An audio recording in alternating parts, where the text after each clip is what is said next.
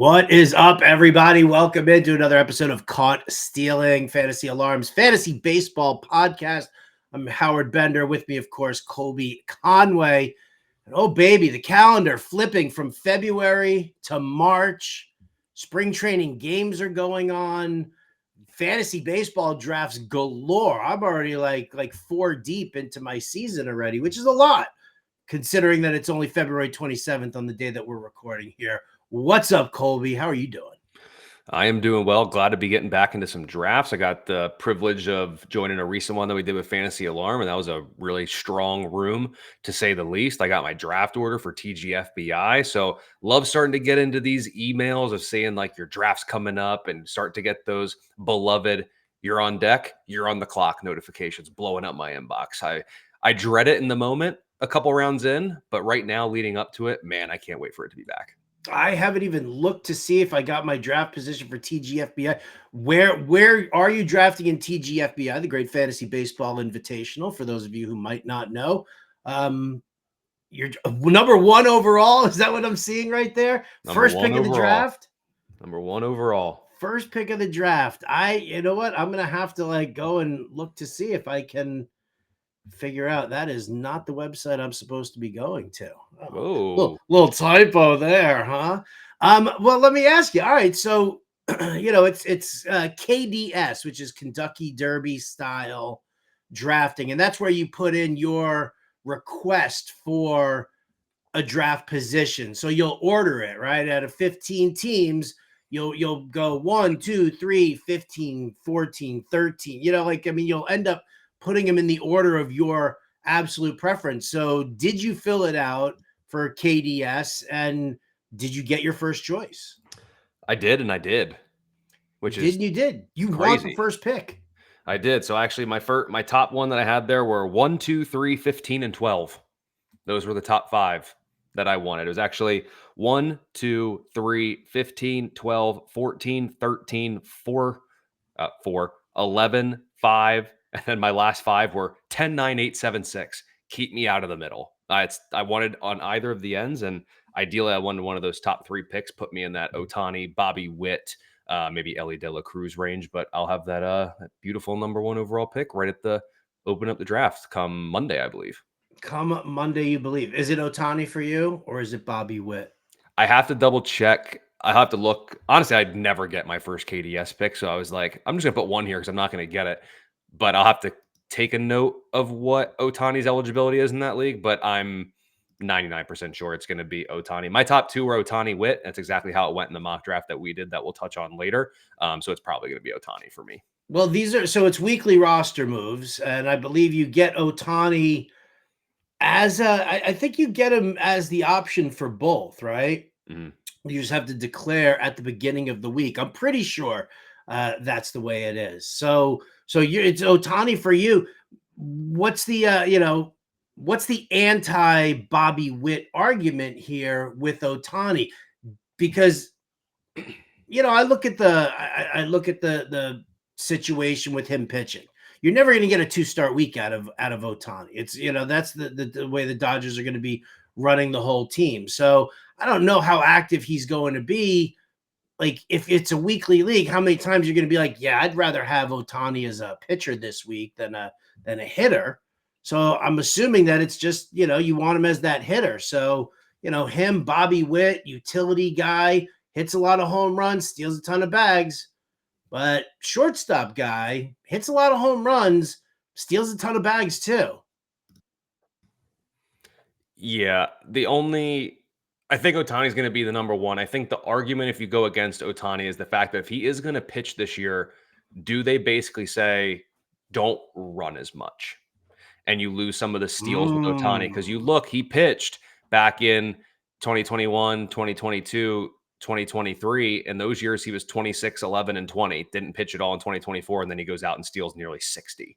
So I still think he's going to run a little bit. I think this year, Ohtani's going to probably be closer to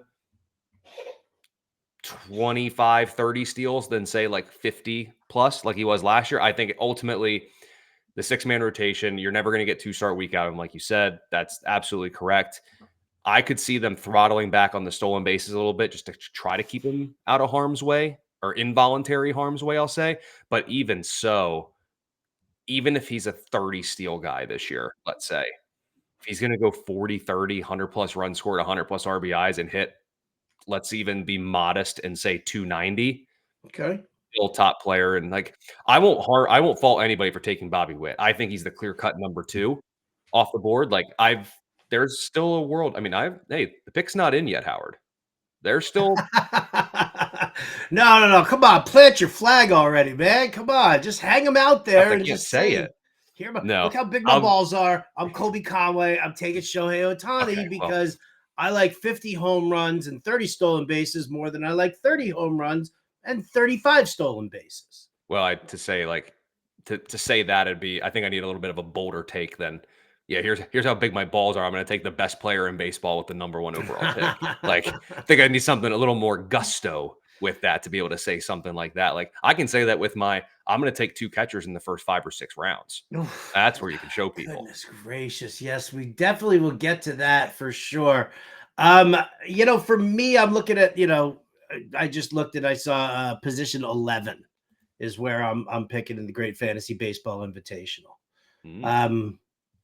I mean, I don't love it. I don't hate it.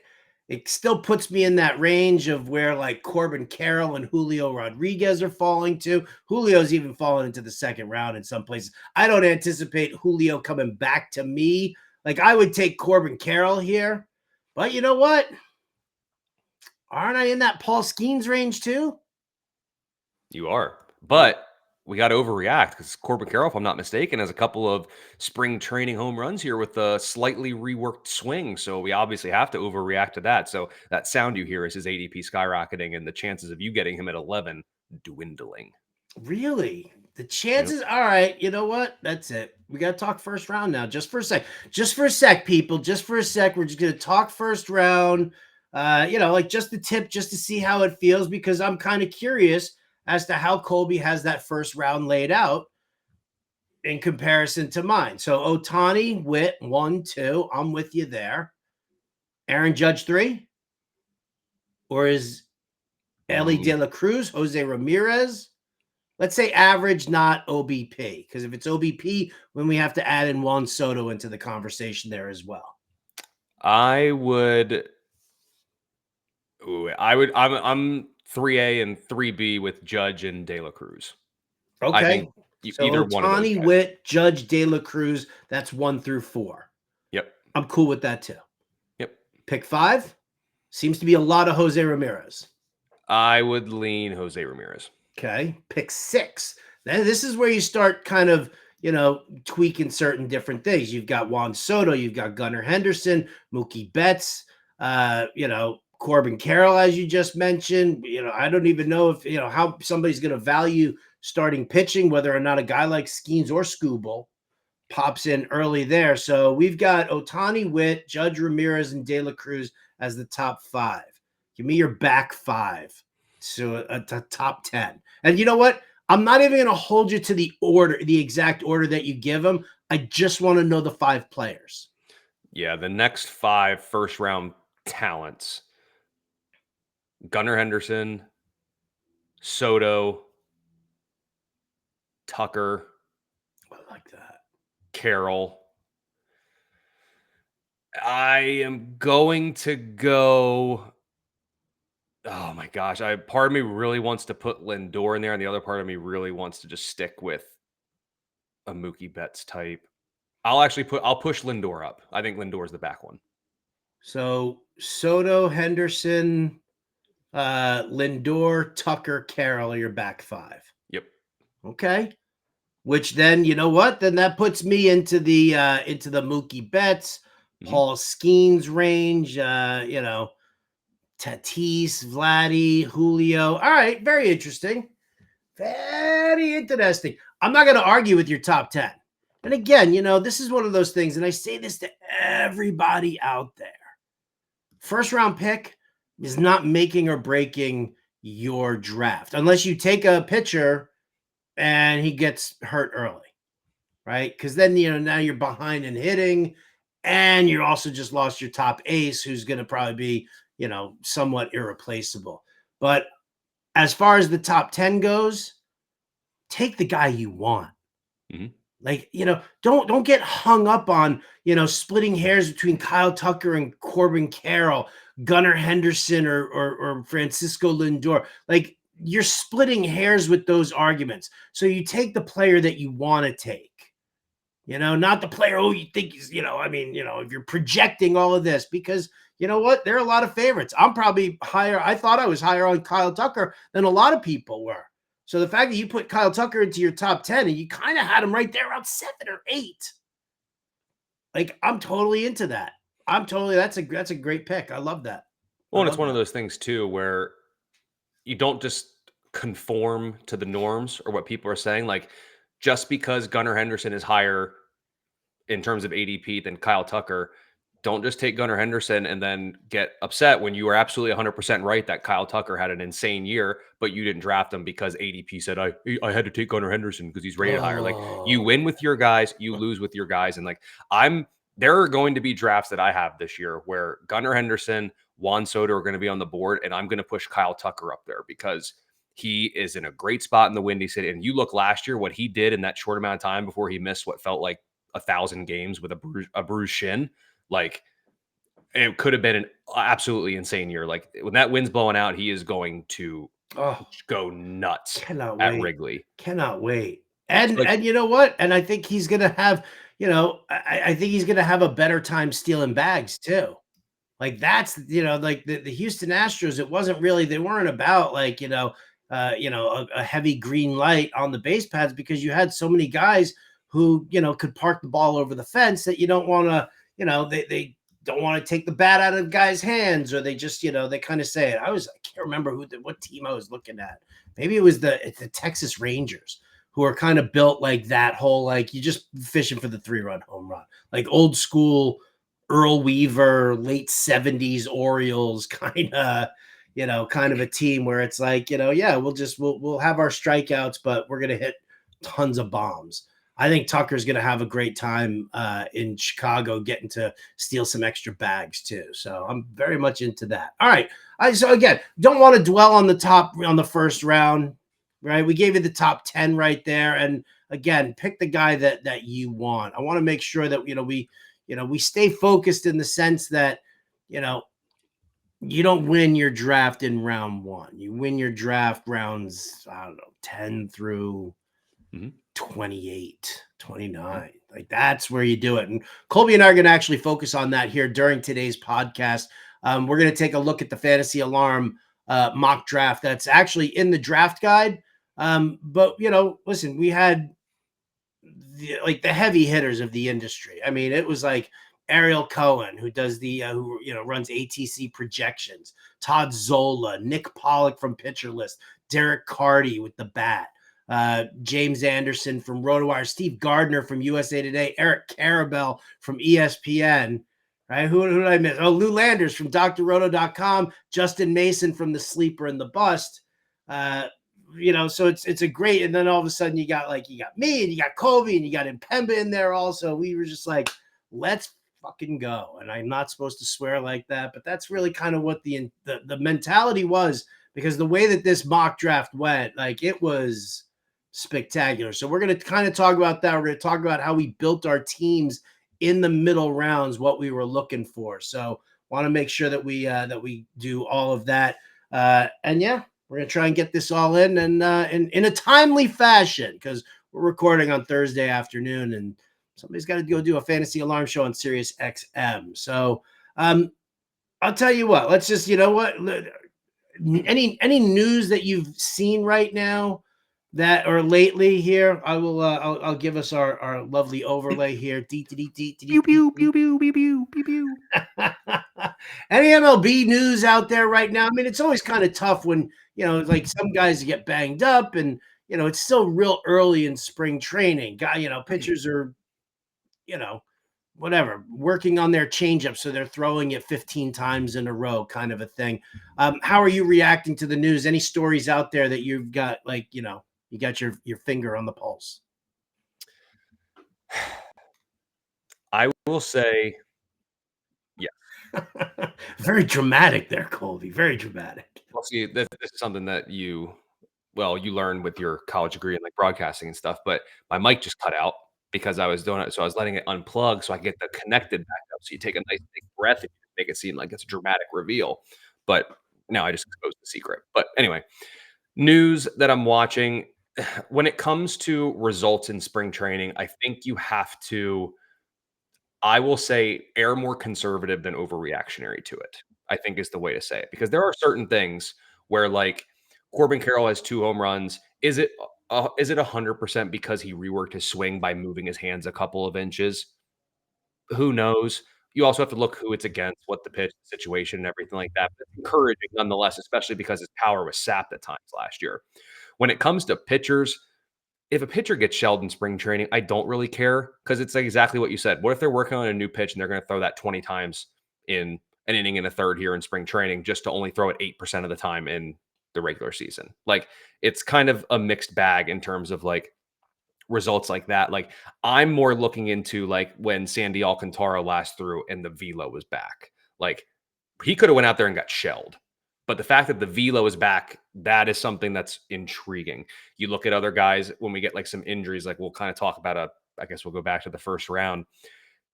A potential oblique issue for Gunnar Henderson is not good. The good thing, at least, is that it is early enough in spring that I think they can be cautious with him versus near the end of spring, they go semi-cautious because they don't want him to miss too much regular season time. That's when you get the risk of re-injuring it or it never gets fully healthy. So I wouldn't be surprised to see Henderson sit for at least a week because there's no point.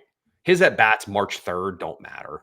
Like, he needs to be healthy come the start of the season. So Henderson's probably one of the biggest ones that I'm probably watching right now. And then other than Okay. that, trying not to overreact to some of the spring hype.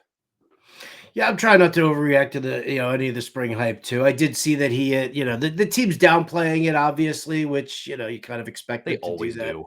right? I Remember mean, Kyle Tucker shin?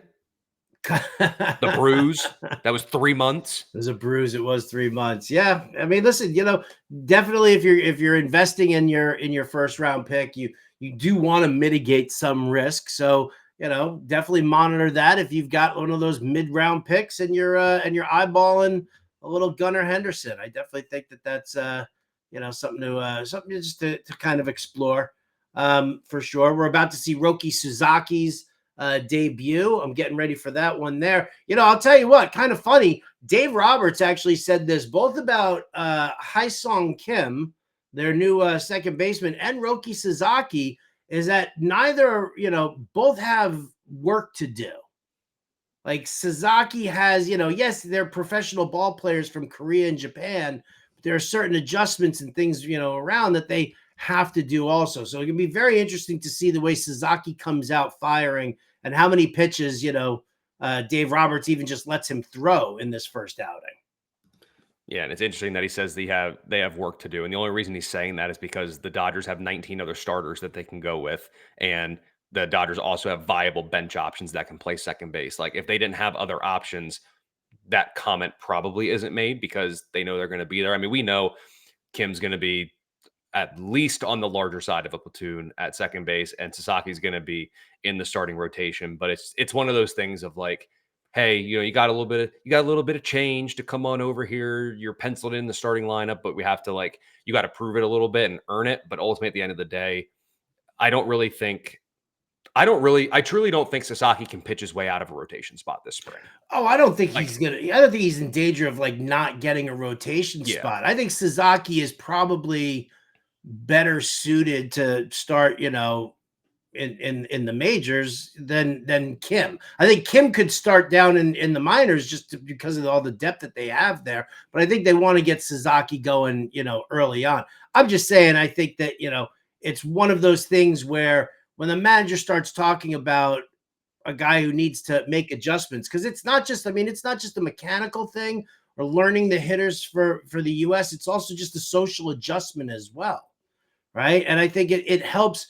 It's going to help Suzuki a lot more having Yamamoto and Ohtani right there. I don't know if the Japanese and the Koreans get along. I know that there's apparently some sort of a hierarchy, at least most Asian comedians say stuff like that Japanese versus Chinese versus Korean versus like Filipino, and they have like some sort of a hierarchy there amongst themselves. So I don't know if Hae-Sung Kim being from Korea is going to, gel with the Japanese guys as well, but I'm sure he probably will.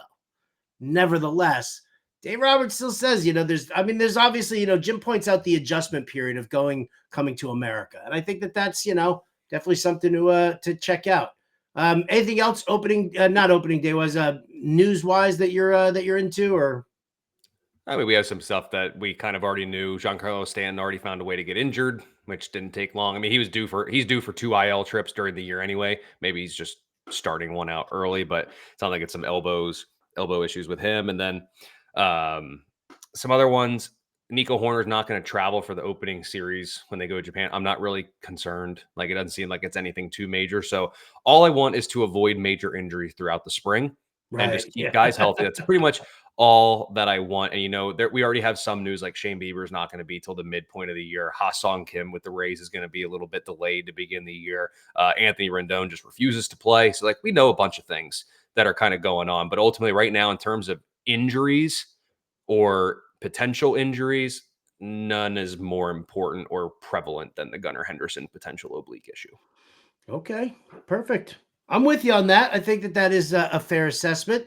That is the big story that we will watch. We'll continue to monitor it, and there we go. So let's get to what we like to bring up here as strategy sessions. And I like those the sound effects today from you, Colby. Outstanding, absolutely outstanding. Let's get to this mock draft, because again, a lot of heavy hitters in the industry, opinions who we definitely trust. I'm sure you guys out there listening in or watching or whatever trust as well. So this was a tremendous one here. Let's pull up the draft board so that everybody can kind of take a look at it. Shout out to our friends over at RT Sports for hosting. They let me do all sorts of fun stuff over there. So big shout out to those guys at RT Sports. And let's get to it. And let's say we can actually, since we did our first round coverage, right? We don't have to talk about the first round here already, because your top 10, Colby, my top 10 also happened to be the top 10 here on this draft board in differing orders, but nevertheless, that's the way we go. Let's talk about the draft. Let's talk about what you went through, thought process, everything like that. Lead me right into the Rutschman Yainer Diaz double tap, 4th, 5th round. Oh my Lord, what are you doing? Everybody knew it was coming. Those who listen knew that it was coming. When it came to me, I wasn't even really considering Contreras in the 3rd round. I didn't really want to go with it there. And I was looking at it, I was like, I think I have a good chance to get the next 2 guys.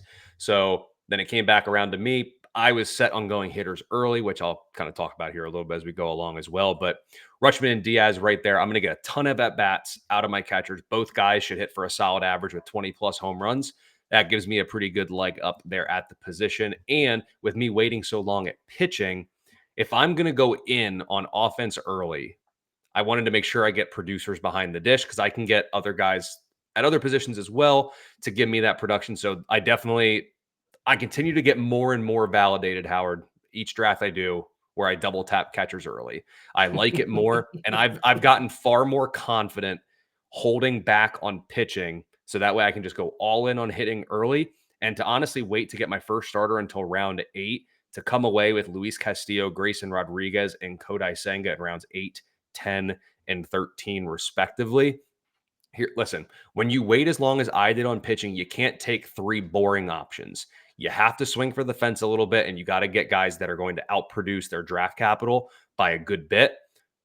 Kodai Senga was really good for fantasy the year that he was healthy. Obviously, there's question marks. Castillo should bounce back a little bit this year. And I don't think it's crazy to say that, Grayson Rodriguez, if healthy, could be a very, very good fantasy starter. Could flirt with, should be a pretty confident SP2, I would say, if things all pan out well for him. So for me to wait that long, load up on my offense, and then get those 3 guys to still headline the rotation, I think it worked out really well. I think my only regret going back on it now is that I took Vientos over Caminero. That sat with me for like 6 rounds afterwards, and I kept looking at it, and I was like, shoot. And it kept like, I was kind of like, give me the power. Let me just keep doubling down on power. And then, because like Vientos, I think she should hit more home runs than Caminero. And then it was like, but I like Caminero more. Why did I take Vientos? And then it just stuck with me for 5 or 6 rounds. But I stayed strong. But I would like that pick back if I could have it back. You'd have that pick back if you could have it back. Like if we were to go back in time to that moment now, I believe I would take Caminero instead of Vientos. I mean, I would have 100%.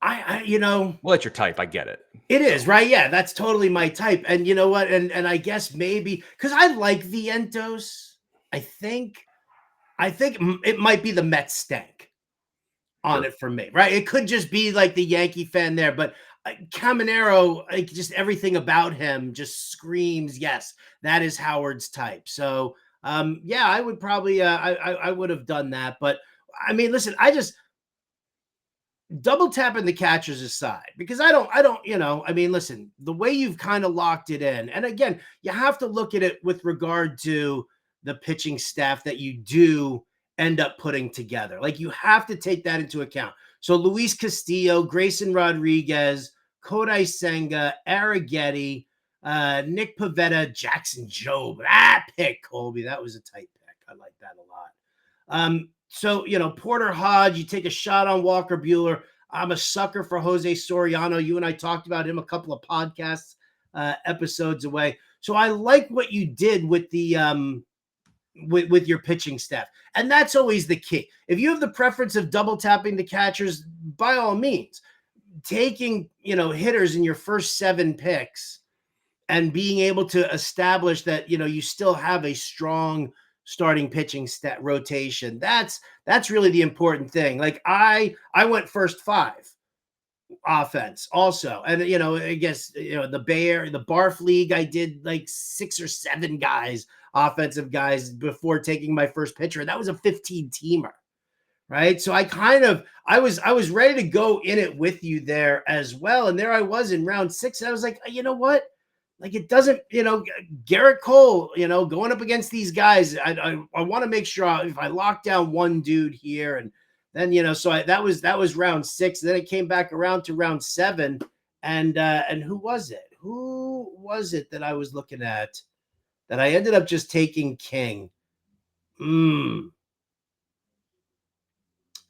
It definitely wasn't. I think I had like overlooked Caminero at that point. I probably would have taken. I should have taken. And there you go, Colby. If we're gonna take picks back, if you're taking back your Vientos round 7 in favor of Caminero, I'm gonna take back my Michael King because I look at the rest of my rotation here. Garrett Cole, Michael King, Sasaki, Zach Gallen, Jared Jones. I got a couple of closers in there. Got some innings guys and Tobias Myers and Severino, Chris Bassett.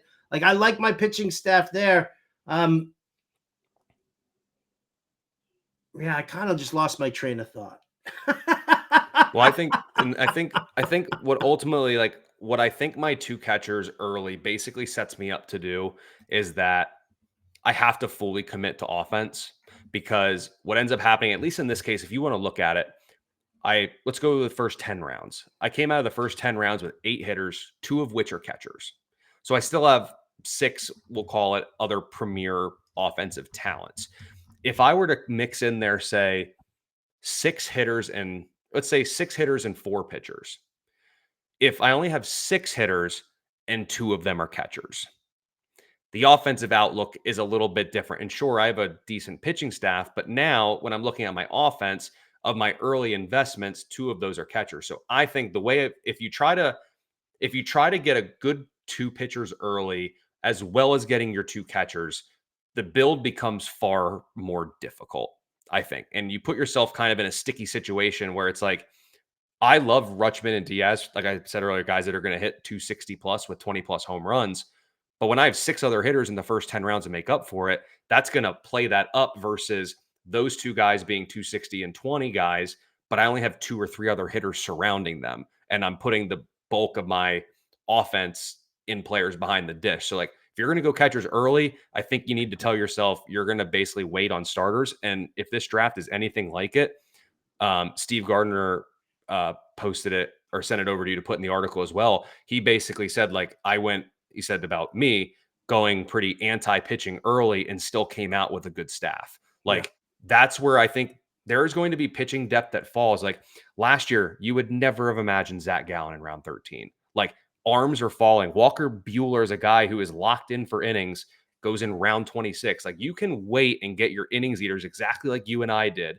I went Walker Buehler, and you got guys like Bassett and Severino, and then you take upside in the middle. Like, you got your rock or even rocks in Garrett Cole and Michael King. Then you chase the upside with Sasaki, what Gallen could be, Jared Jones as the third starter in Pittsburgh. And I did it with Grayrod, Senga, Arrighetti, and Jackson Jobe. Like, there's pitching is going to fall. I understand wanting to get an ace and wanting to get one of those big guys because they are the more reliable ones. But man, I have a hard time. Like, some of these guys that went pitching early, like, I look at my team and it's like, I just like mine more. I like the build more. I think you can go hitting early. Pitching's going to fall, at least in this draft. Other drafts, if you're with a bunch of league mates that they love pushing up pitching and you just kind of have to, you got to read the room a little bit. But in this case, we'll never truly know if it's right or wrong until the end of the year. But I love the waiting on pitching through the first couple of rounds for sure. Well, that's been my MO for years and years and years. And then, for the most part, a lot of people. And then I think it was maybe, I don't even like my sense of timing is completely askew because of COVID and losing it. So maybe it was like 7 years ago or 8 years ago where all of a sudden you did start seeing a lot of like the old OG fantasy guys. They were just bumping up pitching even more. Guys like Todd Zola and Jeff Erickson, they were always taking, the aces with like an early pick in the first round too. Right. And then, and we did see a little bit of a shift there. We've already seen the shift back this year. Like, this is something that we have to pay attention to. Not this draft specifically, but all right, here you go. So I collected the ADP and calculated it all by hand for this mock that we're doing here, the BARF draft, my Tout Wars draft, which kind of skewed a little bit on the closers because it's a solds league, saves plus holds instead of. But then I also added in the FSGA, 14-teamer and the labor mixed league, 15-teamer. So I just compiled the mass ADP for that. 10 pitchers in the top 50 picks. That's it. Just 10 pitchers in the top 50 of the ADP. And these are all industry leagues. So you're 1,000% right in the sense that, you're seeing a lot more pitching getting pushed down. But yet we do still see here in these drafts, we still see a bunch of guys who, I guess maybe it's like that second tier, like they get out of like what I did, right? I go 5 picks and then all of a sudden I start, hitting pitching a little bit more. You took it the extra 2 rounds, but, I don't really see a lot of people who are really raising too much pitching here, right? Justin Mason, Crochet, Clase, and Devin Williams, it's still 2 closers. Todd Zola did Wheeler and Sale, but he turned around and, admitted that he got auto-picked on those and really wasn't what he was looking to do. The big one, Eric Carabell there at the end, right? I mean, you got Skeens, Reagans, and Framber there. We don't see it as much. We're not seeing it as much this year. So it's definitely something to pay attention to. The question that I always have is, at what point are you looking at being that person who just jumps into the pitching fray because you think the value is that much? And apparently, according to you, and probably according to me, that's somewhere around the 7th or the 8th round now. It's not a 4th round decision anymore. No. And I mean, honestly, as we look through this, until I took Castillo, I had no intention of a pitcher. I wasn't even tempted. My interest wasn't even piqued until I got through with like looking at the team that I had in the early rounds. Like, I have my power with Olsen. I got my power behind the dish. I got the power with Vientos. I got some speed with Robert. Bobby Witt would add a little bit later on, or I have Jackson Merrill in there as well. So like, my offense was good at that point. I was like, all right, let's dip our toes in the pitching water here. And to be honest with you, I was scared to death after I took Cody Bellinger that Gray Rod wasn't going to make it back. After I clicked on Bellinger, I was like, I really wish I would have done Gray Rod because he was the one I wanted to secure because that was basically looking at it that would give me my chance at getting 2 SP2s outside of the top like 7 rounds and basically playing up my pitching staff with those 2. And then to get Senga later on, I was just absolutely thrilled. But I'm glad that it worked out. I love Gray Rod. If Gray Rod wasn't there, would you have considered McClanahan or Alcantara as your next guy? I know both are coming back from injuries, but both actually look really good so far this spring. Honestly, if Gray Rod wasn't there, I'm looking at the board really quick. Honestly, I probably would have took Bailey Ober, to be honest. I know he's not if I remember correctly, he's not quite your cup of tea, but Bailey Ober would have been the guy I would have been looking at. Bailey Ober would have been the guy? Oh, wait, hold on. 1, 2. No. Goes that way. Okay, so odds go that way. So I took Bellinger. Okay, so Ober was gone. So if it wasn't Gray Rod, Gray Rod wasn't there. Honestly, I probably would have pushed Duran. I would have pushed Duran up and just got my closer then. And then between McClanahan and Alcantara, I probably would have went McClanahan. Okay. Yep. Or I would have said screw it and get another hitter and take Mike Trout and hope that he stays healthy. You know what I'm telling you, man? There's nothing wrong with taking the extra hitter. I did that same thing, right? I mean, I went with Cole and Michael King, and then I immediately went right back to hitting. I was like, okay, more than enough here. Seiya Suzuki and Matt McLain. So you're happy with your pitching staff. You love the way you shaped your roster there with those top 7 picks. Yep. Is there a spot on your roster that you feel is weak because you double tapped catcher instead of, like, let's say you just took Adley Rutschman first, and then instead of taking Yener Diaz, I mean, let's look down. Let's look beyond your Vientos pick, other catchers. I don't know, like a Francisco Alvarez or a Logan O'Hoppe or even a Tyler Stevenson, right? I'm giving you from round 12, like a second catcher. Is there a position where you feel maybe you're a little on the weak side now and you might have some concern during the season? I will amend your statement. I know where I am weak, but it is not due to taking the 2 catchers early. So we're gonna. Well, you say that, but we're gonna nip that in the bud right then and there. We're not gonna talk bad about that. But here's why I say that. The obvious weak spot on my team is relief pitching. It's no secret. That's 100% what the weak point is. But as you and I have talked about, the plan when it comes to relievers for me is I'm going to get somebody around like the top 10 or top 12 range. I'm not going to be like, I wouldn't have taken an Edwin Diaz or a Devin Williams up there instead of Diaz as my second catcher, because I just don't take the reliever, or I'm not looking to take the reliever that early this year. But when you look at my relief pitching, I have Duran. Hopefully Minnesota doesn't play funny games again and give out a bunch of other save chances to like Griffin Jacks and other dudes like that. But then after that, I have 3 guys who might get saves. Actually, I have 2 guys who might get saves in Carlos Estevez, who the money says he's going to be the closer. That's about all I got going for it. For him, Ben Joyce isn't closing anymore because of your guy. I believe you took Kenley Jansen. I did.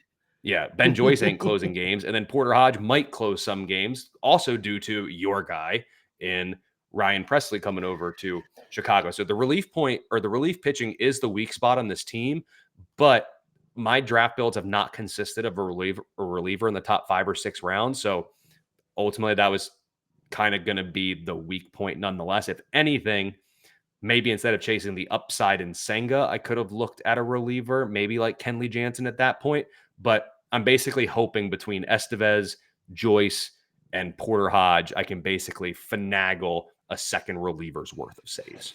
Well, I mean, it's so funny that you ended up with those 2 guys, because during that draft, I was probably calling you every name in the book, every name in the book, because like, I don't want to draft, like, you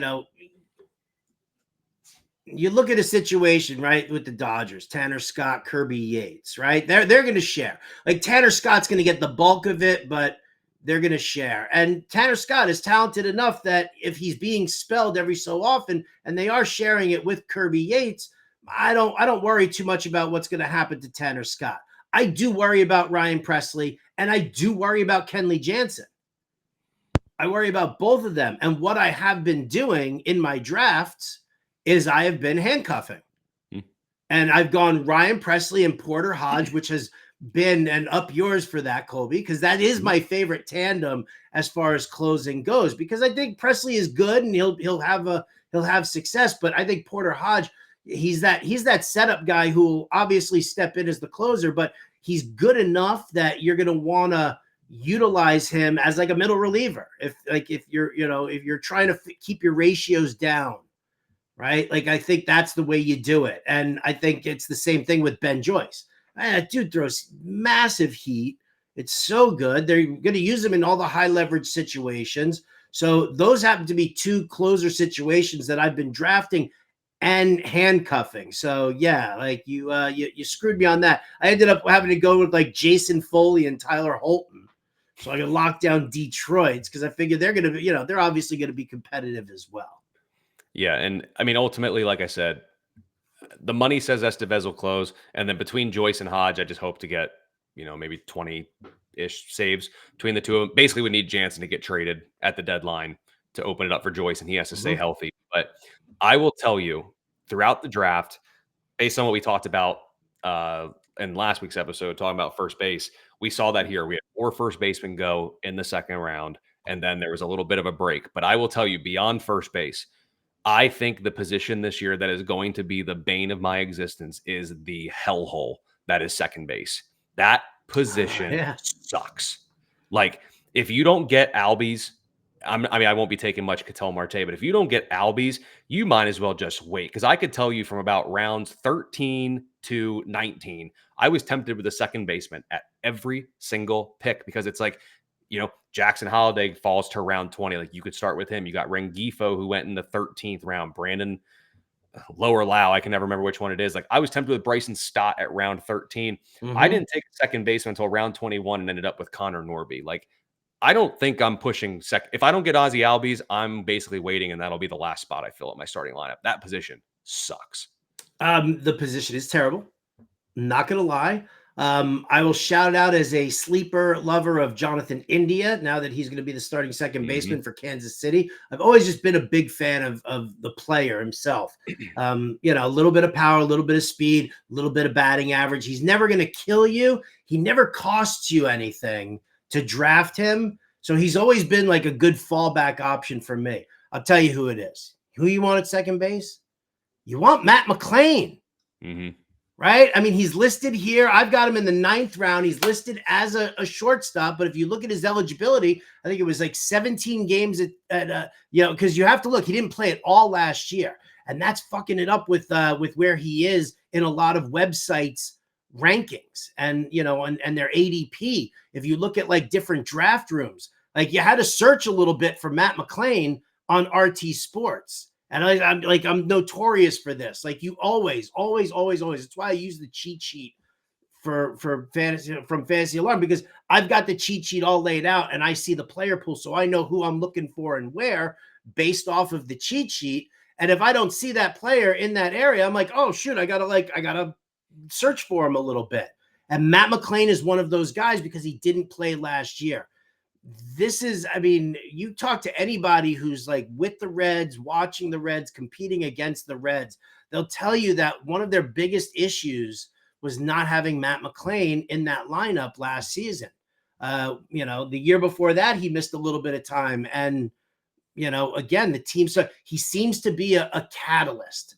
He kind of reminds me of, sort of in that, this will take you back a little bit here, Colby, the Ian Kinsler, Michael Young, old Texas Rangers guys. Like, he kind of fits that mold for me. He hits for good power. He can steal some bags. He's got the multi-position eligibility.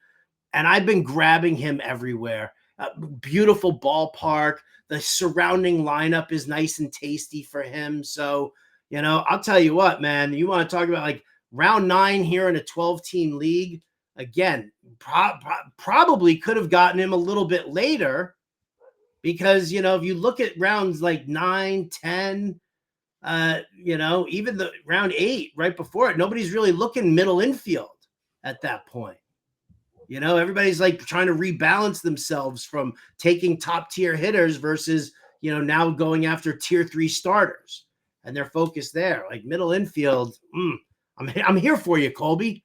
Jump on the Matt McLain bandwagon with me. Been on it. Love Matt McLain, and I'll give you 2 other ones. You actually took 2 other guys that were very tempting after I realized that they were still there with Norby, but Zach Gelof's in a good spot. Like, here's the thing. Outside of the top 200 overall, say what you want about what he did last year, hitting 211. But if you're going to have a bad year and still go 17 homers and 25 stolen bases, sure, I'll take that outside the 200. And then you had the best one. Once I saw you pick this guy, I was pissed. Don't tell me Thairo Estrada. It was Thairo Estrada. Yep. Yep. And he was there for me. I just didn't take him. But here's the thing. When he's healthy, we saw it back in 2022 and 2023.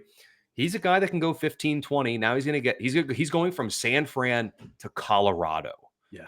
There are few more drastic changes that you can make in terms of a home ballpark. So, and then last year he was banged up, missed a lot of time. I think it was a wrist issue, a similar wrist issue put him to the IL multiple times, if I remember correctly. But now he goes to Colorado. I mean, here's the thing. At second base, I would take my chances on a round 27 Thairo Estrada as my starter because he's going to play every day with half his games at Coors Field. Like second base, like I said, I think I'm coming down to I'll throw Matt McLain in there now. In the early rounds, if you do not do Ozzie Albies or Matt McLain, you might as well just wait and look to you could even look at Bryson Stott a little bit early on, but if not, just wait for Jackson Holliday, Zach Gelof, or with your last pick, take Thairo Estrada, and I think you'll be more than fine at the game's worst fantasy position. Yeah, or Jonathan India. I don't know why you guys skip over Jonathan India like that. No, you're right. Yeah, Jonathan India, he's good. It's whatever. I like him. It's whatever. He's fine. All right. Well, let's see other things about our team. We've got, listeners here of the podcast who, they want to know, ADP outside of a top 100, like where are we going? Well, I think this is pretty representative of it. If you look at both of our teams, the way we built it, we both went hitter heavy. I jumped into pitching before Colby did, but we still ended up kind of in that same, in that same vein here of doing that. But middle rounds here, if you're looking at let's go round 12, you took Dylan Cruz.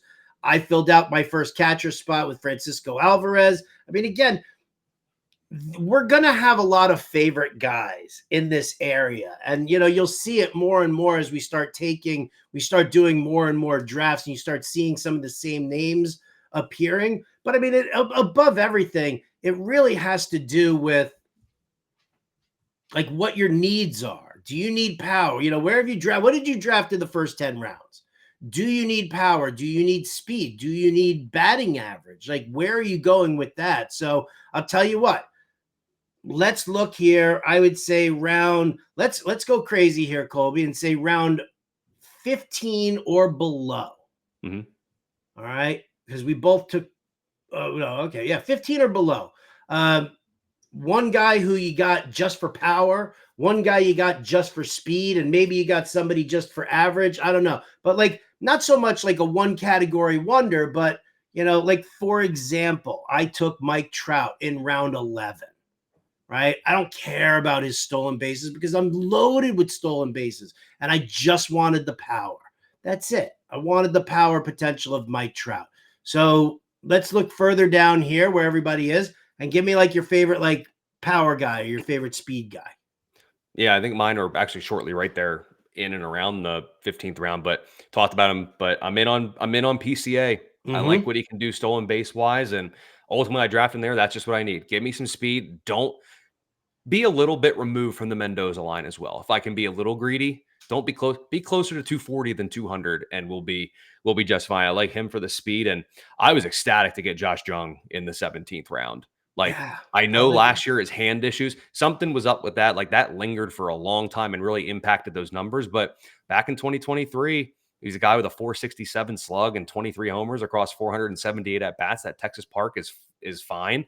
It's a good lineup to be in. Like, Jung's a guy who could go for 25 home runs this year if he can stay healthy and kind of tap into some of that power we've seen. And he's in his theoretical prime at age 27 this year. So I was ecstatic to get Josh Jung there for some power. And then beyond that, in terms of like my one trick guys, I'm hoping for a little Jordan Walker bounce back here all the way love down to that round call. 2024. 100%. He pulled him right out of my queue.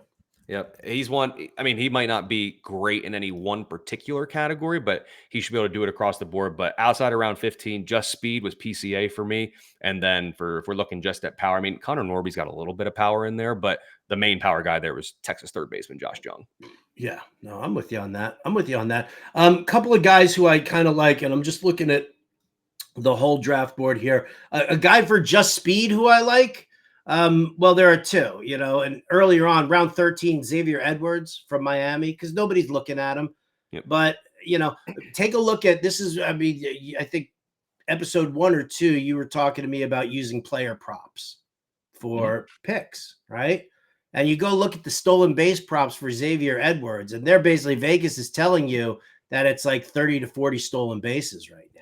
That's kind of where they're projecting, but there is the potential to do more. So if Vegas is looking at 30 to 40 stolen bases there for Xavier Edwards, I love that. If you want to go even deeper, then I will look at Garrett Mitchell. I see it went in round 23 here. I know that it's tough to, that he doesn't have a guaranteed starting spot in the Milwaukee outfield, but I think they're going to be able to get him in there a little bit more. Not to mention the fact that, they love mixing and matching, and, you'll get some late game work out of Garrett Mitchell. I definitely dig him. Michael Garcia, I took in the 21st round just for speed. He does need to pick up his batting average a little bit. I can't say that I like, the dude hitting 217 last year, whatever it was, but it is 30 to 35 stolen bases from him. So I kind of, I'm in on that. From a power only standpoint, I grabbed Nolan Arenado in round 20 because he's going to end up getting traded. We already know he's going to get you. This is John Mozeliak's last year in St. Louis. He's getting rid of everybody. We know the Yankees are in on possibly Nolan Arenado, so I'd be in on that as well. He's a good power only guy who I dig taking in the later rounds. And then who is it? Oh, Michael Conforto with the Dodgers in round 24. I don't remember who took him, but that's always just like a nice late pick. I think that, you're not paying a premium, and if you can get 20 to 25 home runs out of them in that Dodger lineup, they're going to be RBI and runs scored in there. Yeah, and of course, John and Pemba took Michael Toglia in round 15. That's his boy, his favorite player in the league. I'm convinced at this point is him. And I'll give one other one here. He actually wasn't drafted in this format that we have. So he's super, super late round pick. I just wrote about him in the positional spotlight for catchers. That is out over on fantasyalarm.com. So make sure you check that out. But if Hunter Goodman continues a good spring, he does have catcher eligibility because he caught in 23 games last year. The team said he's not going to catch more than twice a week. But if he can find a way to get in the lineup 2 other times a week, there is some immense raw power there with Hunter Goodman. He would be your catcher. He actually wasn't drafted in this one, but that's a name to keep on just for some pure raw power late as well. He's this year's Tyler Soderstrom, where everybody's like, oh, sneaky catcher eligibility. Yep. I love that. All right. Again, more conversations, draft strategies, lineup, roster construction. We're going to kind of cruise through all of this now. It's draft season, people. So as always, if you have draft questions, you can hit us up in the Fantasy Alarm Discord. You can find Colby at Colby R. Conway on the old Twitter machine. I'm at Roto Buzz Guy. Hit us up, ask us questions. If you've got, some keeper questions or anything like that, stuff maybe you think would make for a good conversation here on the show. We're always open to it. So by all means, reach out to us at any point whatsoever. But for now, Colby, I'm actually going to have to cut this show short because maybe you noticed I got a little distracted at one point during the show. and my phone was buzzing and everything like that. I now have to come off a little early and go accept the FSWA Radio Show of the Year award. Shout out to Andrew Cooper for Football Writer of the Year and Football Article of the Year, FSWA, and so I just got like the whole buzz. They want me to connect early, so yeah, there it is. By the time that it all happens, then it'll already happen live on radio, so I'm not like spoiling anything by mentioning it right now. Not at all. Maybe I'm doing a little chest thumping here, huh? I like that. Guys, Fantasy Alarm MLB Draft Guide. It is an absolute must. Like Colby said, he's been putting out catcher articles. I'm writing about first base. Got more content coming out. This whole mock draft, you can check out this board. You can hear what all the other experts had to say about their draft. It's all in that article. FantasyAlarm.com/MLB Draft 25. All right. You see it gets the cheat sheet, everything. It's all below here on the ticker, right? I'm not going to have to go through it. Get the All Pro subscription, or you can just get the draft guide, or you can just get the cheat sheet. Either way, we got a ton of shit going on here. And yeah. So for Colby, any final thoughts here? Any last second mentions? I don't think so. Just head on over to Fantasy Alarm, enjoy all the great content we have there, and get your hands on the draft guide and cheat sheet today. There it is. All right. For Colby Conway, I'm Howard Bender. This has been the Caught Stealing Podcast. Catch you next time.